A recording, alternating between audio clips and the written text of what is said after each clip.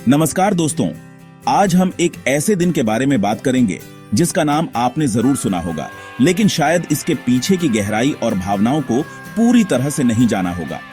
आज मैं आपको बताऊंगा गुड फ्राइडे के महत्व और इतिहास के बारे में। यह दिन न केवल ईसाई धर्म के लिए बल्कि पूरी मानवता के लिए एक गहरा संदेश लेकर आता है। हो सकता है आपने गुड फ्राइडे का नाम कई बार सुना हो, लेकिन इसके पीछे की कहानी क्या है ये बहुत लोग नहीं जानते। अक्सर लोग सोचते हैं कि आखिर इस दिन को इतना खास क्यों माना जाता है। गुड फ्राइडे ईसाई धर्म का एक बेहद महत्वपूर्ण दिन है। यह दिन न केवल धार्मिक दृष्टि से बल्कि मानवीय मूल्यों के लिहाज से भी बहुत मायने रखता है। इसे हमेशा ईस्टर से पहले वाले शुक्रवार को मनाया जाता है। ईस्टर ईसाई धर्म का सबसे बड़ा त्योहार है और गुड फ्राइडे उसी की तैयारी का एक अहम हिस्सा है। इस दिन का महत्व इसलिए है क्योंकि यही वह दिन था जब यीशु मसीह को क्रूस पर चढ़ाया गया था।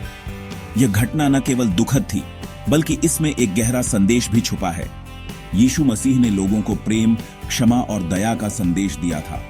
उन्होंने हमेशा दूसरों की मदद करने, गरीबों और जरूरतमंदों के साथ सहानुभूति रखने की बात कही। लेकिन उस समय के शासकों को उनका यह संदेश पसंद नहीं आया और उन्हें सजा दे दी गई। उस दौर में समाज में कई तरह की कुरीतियां और अन्याय फैले हुए थे, जिनके खिलाफ यीशु मसीह ने आवाज उठाई थी।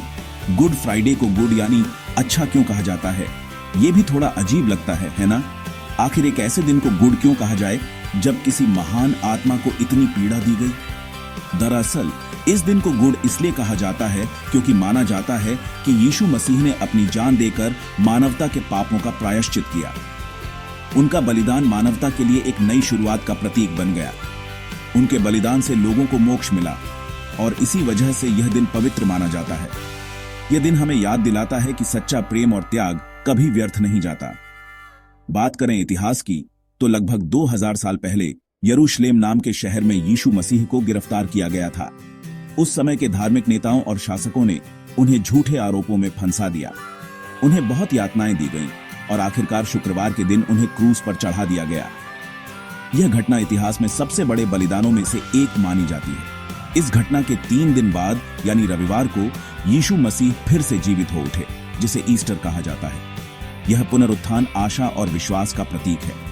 गुड फ्राइडे पर ईसाई लोग चर्च जाते हैं, प्रार्थना करते हैं और यीशु मसीह के बलिदान को याद करते हैं। इस दिन चर्चों में विशेष सभाएं और प्रार्थनाएं आयोजित की जाती हैं और अपने जीवन में सच्चाई व दया अपनाने का संकल्प लेते हैं। लोग अपने भीतर झांकते हैं और सोचते हैं कि वे अपने जीवन में कैसे और बेहतर इंसान बन सकते हैं।